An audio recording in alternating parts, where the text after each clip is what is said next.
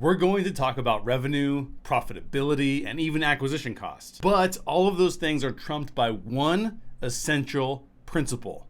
The customer sets the price. At the end of the day, you don't control pricing. Your customer does.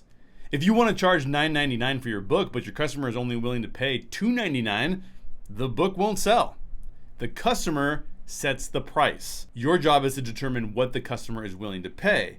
And that's of course made far more complicated by the fact that all customers are willing to pay different amounts. So what amount do you charge? Let's look at an example. Let's take 10 people who all fit in your target market and are excited about your book.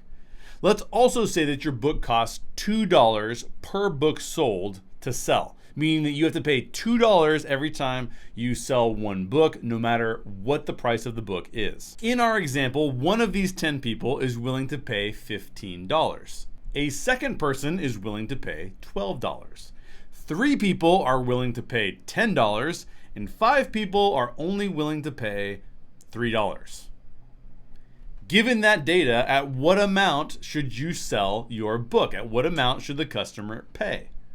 Well, if you price it at $15, you only sell one book and you make $13. It costs you $2 to sell the book. You sell it for $15, you make $13. At $12, you sell 2 books and make $20.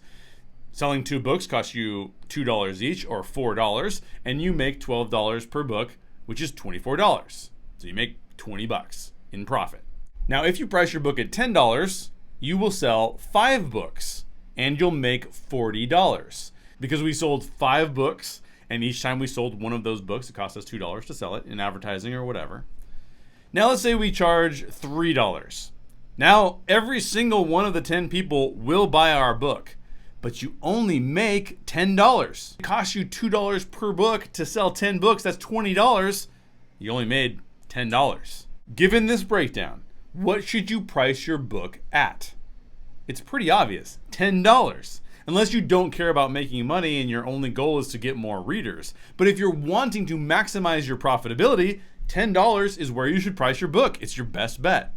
The great thing is you can test your pricing by asking your target market what they're willing to pay and testing to see what price point works best over time. The point is, ultimately, your target audience decides, not you. In order to break this down, we need to go deeper. We need to understand revenue, profit, and expenses.